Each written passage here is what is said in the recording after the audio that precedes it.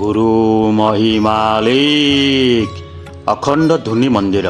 ବନ୍ଧୁମାନେ, ମାଘ ଶୁକ୍ଳ ଚତୁର୍ଦ୍ଦଶୀର 5-6 ଦିନ ପରେ ମହିମା ଗାଦିରେ ଯେଉଁ ଗୋଷ୍ଠୀ ଭିକ୍ଷା ହୁଏ, ସେଇଟା ସରିଗଲା ପରେ ସମସ୍ତ ବାବାମାନେ, ନୂତନ ବକଳ ପାଇଥିବା ବାବାମାନେ, ନୂତନ ଆଡ଼ବନ୍ଧ ପାଇଥିବା ବାବାମାନେ, ସମସ୍ତ ବାବାମାନେ, ଭକ୍ତମାନେ, ଦାସମାନେ ସମସ୍ତେ ଅଖଣ୍ଡ ଧୁନି ମନ୍ଦିରରେ ଏକତ୍ରିତ ହୋଇ ଏହି ସ୍ଥାନରେ ପ୍ରଥମେ ଶରଣ ଦର୍ଶନ କରନ୍ତି। ତାପରେ ଏହି ସ୍ଥାନରୁ ଖଞ୍ଜଣି ଭଜନ କରି କରି ମହିମା ଗାଦି ଯାଆନ୍ତି। ଆଗକୁ ଦେଖିବା। ଦେଖନ୍ତୁ, ଆଜି ଗୋଷ୍ଠୀ ଭିକ୍ଷା ସରିଗଲା। ସମସ୍ତ ବାବାମାନେ ଆସିଛନ୍ତି ଅଖଣ୍ଡ ଧୁନି ମନ୍ଦିରରେ ପ୍ରଥମେ ମହିମା ସ୍ୱାମୀଙ୍କ ଉଦ୍ଦେଶ୍ୟରେ ଶରଣ କରୁଛନ୍ତି। ଚଳିତ ବର୍ଷ କାହାକୁ ବି ବକଳବାନା ଦିଆଯାଇ ନାହିଁ କି କାହାକୁ ବି ଆଡ଼ବନ୍ଧ ପ୍ରଦାନ କରାଯାଇ ନାହିଁ। 2029 ମସିହାରେ ଯେତେବେଳେ ଜୋରନ୍ଦା ବିଶ୍ୱ ପ୍ରସିଦ୍ଧ ମହିମା ଗାଦି ନୂତନ ଭାବେ କାମ ସରିଯିବ, ତାପରେ 2029 ମସିହାରେ ନୂତନ ବକଳବାନା ଏବଂ ନୂତନ ଆଡ଼ବନ୍ଧ ବାବାମାନଙ୍କୁ ଦିଆଯିବ। ଦେଖନ୍ତୁ କେତେ ସୁନ୍ଦର ଭାବରେ ମହିମା ଧର୍ମର ଦାସମାନେ, ଭକ୍ତମାନେ ଏବଂ ବକଳଧାରୀ ବାବାମାନେ ମହିମା ସ୍ୱାମୀଙ୍କ ଉଦ୍ଦେଶ୍ୟରେ ଚତୁର୍ଦିଗରେ ବୁଲି ବୁଲି ଶରଣ ଦର୍ଶନ କରୁଛନ୍ତି। ଚାଲନ୍ତୁ ଦେଖିବା।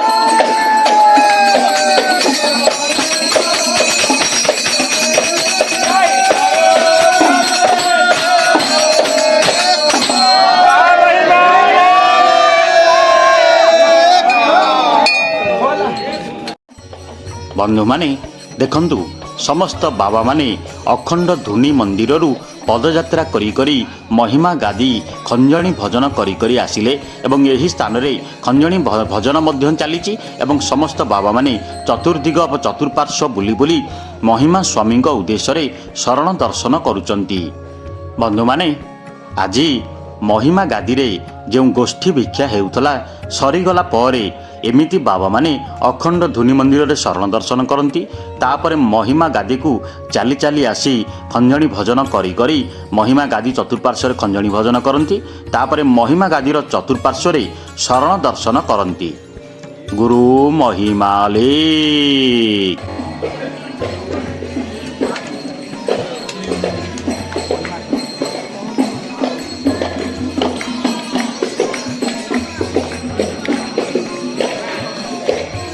ବନ୍ଧୁମାନେ, ଭିଡ଼ିଓଟି କେମିତି ଲାଗିଲା ଆପଣମାନଙ୍କର ମତାମତ କମେଣ୍ଟ ବକ୍ସ ମାଧ୍ୟମରେ ଜଣାଇବେ। ଗୁରୁ ମହିମାଲେ।